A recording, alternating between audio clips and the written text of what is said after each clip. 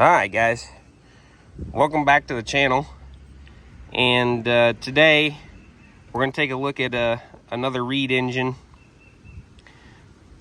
This Reid is extremely special to us. I know there's nothing real rare or special about Reids themselves, but this one's special to us because this Reid actually used to be owned by my grandpa. And it was sold back in 2006, and it went out to Fort Scott, Kansas, and the gentleman that bought it passed away about 2 years ago, and I had the opportunity to buy it back from his wife, and we just got back with it a couple days ago. We're going to take a walk around this thing because this engine is set up way better than mine is. A lot better plumbing, parts, you name it. This engine runs a lot better than mine does, but this is what 20 plus years of tinkering on the same engine will get you. The clutch pulley here, we usually get a lot of questions about, so I'm just going to address it now. I don't know what this pulley is off of. My grandpa happened to find this thing at the Portland swap meet one year. It clearly went on something fairly big. You can see how big the bolt pattern is, but he made an adapter plate, and there's the bolts going through the Reid flywheel to mount it on here. And it does work. It will come out of gear and spin free of the engine. The water tank, I have no idea where it came from. My grandpa searched for quite a long time for one that was just skinny enough to go between the flywheels, and that's exactly what he got. On this side of the engine, we got both oilers on the crank pin, the lollipop and the milk can. My grandpa was always a fan of the lollipop because with the milk can, you'd have to shut the engine off to refill it. The lollipop, you can just walk up and shoot oil in it and keep the engine running. Governor and everything is here. The valve body underneath hasn't been messed with. Both pistons are still in it. And no, they have not been O-ringed. When we owned this engine the first time, we used to get accused of doing that quite a bit. No, they're not O-ringed. They're just like they're supposed to be. We got a pop-off valve. The hot tube is on here and operational. There's a mag over there. We're actually running this engine on a spark plug.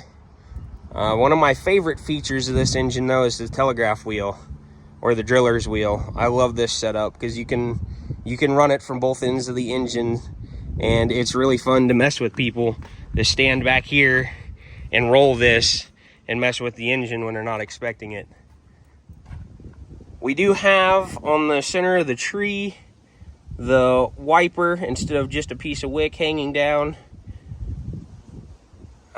I would guess my grandpa put that on there just because he probably liked the looks of that better.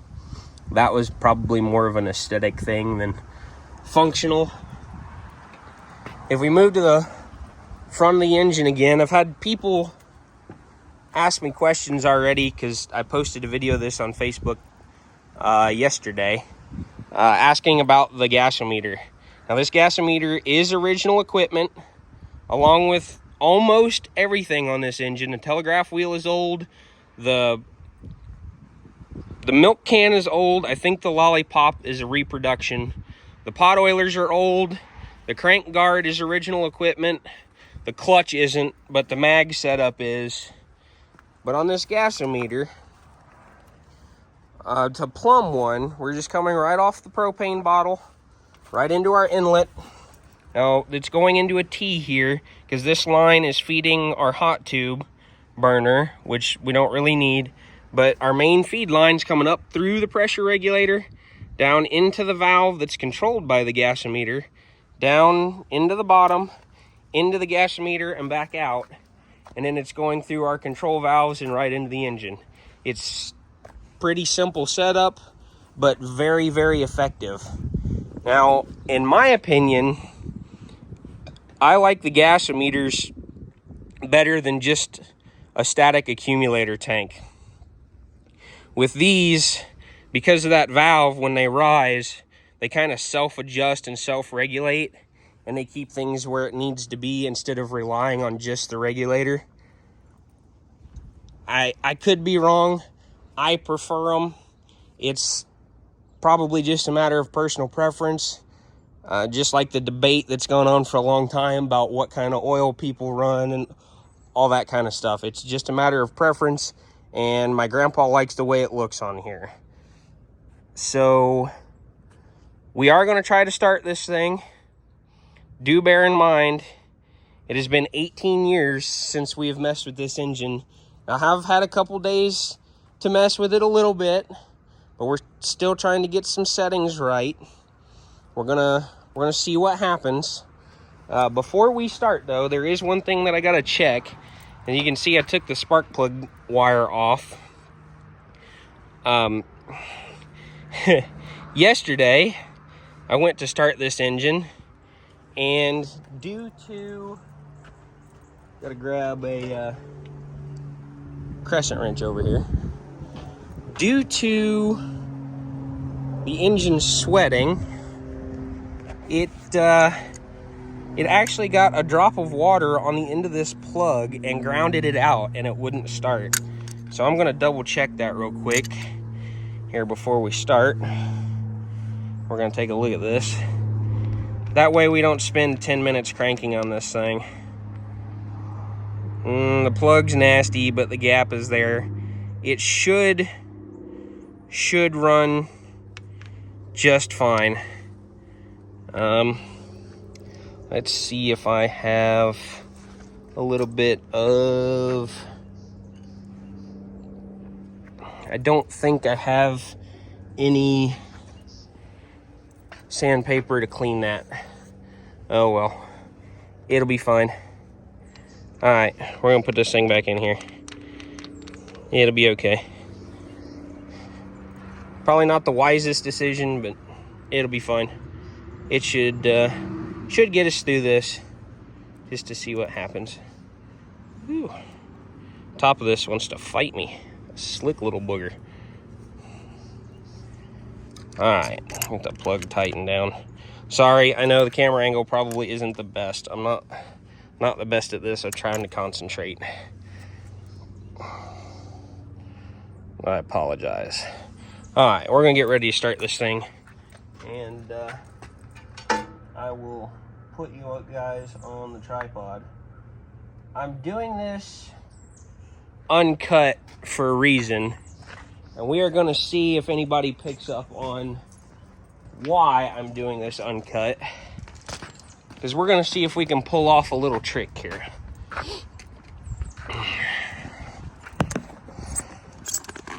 All right. Now that I got you guys in the tripod, this is where things start to get interesting.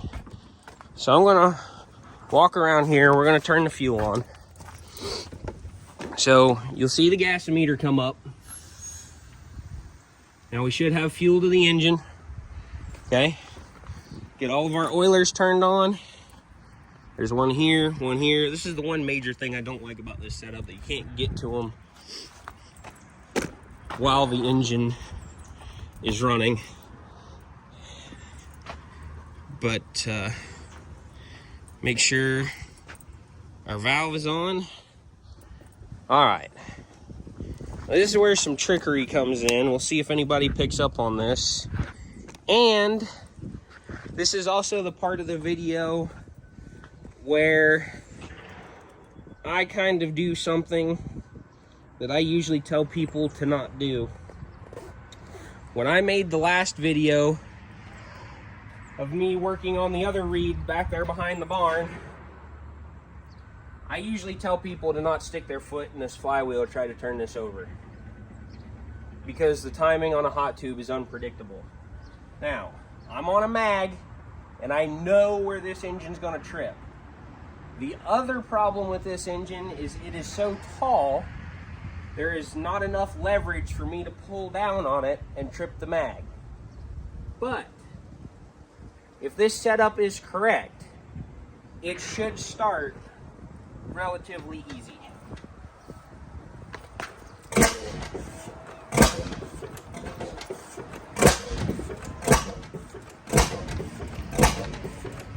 Just like that. Just like that.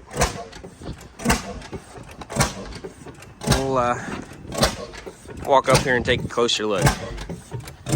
This right here is the reason why this is my favorite engine. It always was and always will be. It is just so smooth. You can see the cart's not shaking. Now it is hooked to a tractor up here, but there's slop in that tongue. If it was gonna bounce, you'd be seeing it move. It's not shaking. It's not trying to walk. It's not barking real loud. Just nice and easy and smooth, just like it should be. Now if we walk over here and look at the gasometer, you can see it's leveled out, but when the engine fires, you should be able to see it move up and down as it pulls fuel in.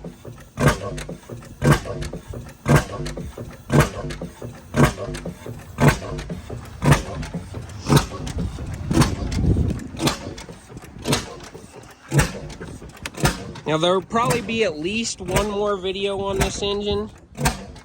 Being as we owned it before, the backstory behind this engine is actually pretty lengthy, and it'll be a video all of its own. I'm still working on that because I'm trying to find some of the pictures that we have from back then, which include this engine going through an F4 tornado. Relatively unscathed. The only thing that got broke during that was one of the thermometers. But it definitely caught a lot of debris and is actually credited with saving 2 people's lives that were sitting in one of our registration tents. But like I said, that's a video for another time. So right now, I will let you enjoy hearing this run for a little bit.